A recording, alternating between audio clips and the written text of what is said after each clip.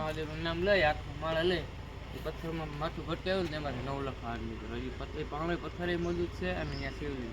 એ શિવલિંગ પછી બેહાડ્યું હશે હા નદીમાં વચ્ચે વચ્ચે આપણે જોઈ હતી ડેરી. હા હા લાલ કલરની કલર નાખી અહીંથી દેખાય. હજી એ બાપુનું નામ શું હતું? બાબુ પીઠાઈ દાટી. હે પીઠાઈ દાટી. પીઠાઈ ઘાટી. હાટી દરબાર. પીઠાઈ હાટી એ અહીંના રાજા હતા.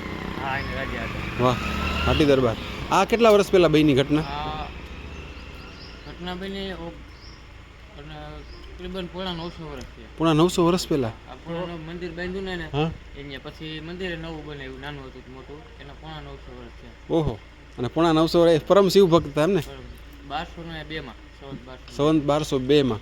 અચ્છા અચ્છા બહુ સરસ. બચ્ચા તારે નામ શું? પાવનભાઈ. કેટલા ભણો છો બેટા? 7. વાહ આ બધા એટલા શહીદો થઈ જતા ને ગામમાં, આ બધાને એના પાવડિયા છે, બધી જ્ઞાતિના છે. અચ્છા. લોહાણા છે, પાણી આ બધા લોહાણા છે, કાનાબાર હા પાણીયા કુંભાર છે. તો આ ગોહેલ છે. આ મહાદેવ કેટલા વર્ષથી બેઠા હશે? મહેલ આ તો કોઈને ખબર જ નથી, પણ જ્યારે પસંદ છે ને 1802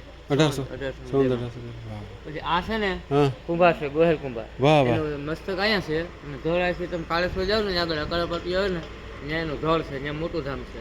અચ્છા વાહ એ વીર હતા. વાહ વાહ એ માથું પડી ગયું ને લડતા લડતા 8 કિલોમીટર છે. અચ્છા ઓલા શિવજી એને પ્રસન્ન થયા એ બહુ કહેવાય ને. આજે રાજુ હતા એને.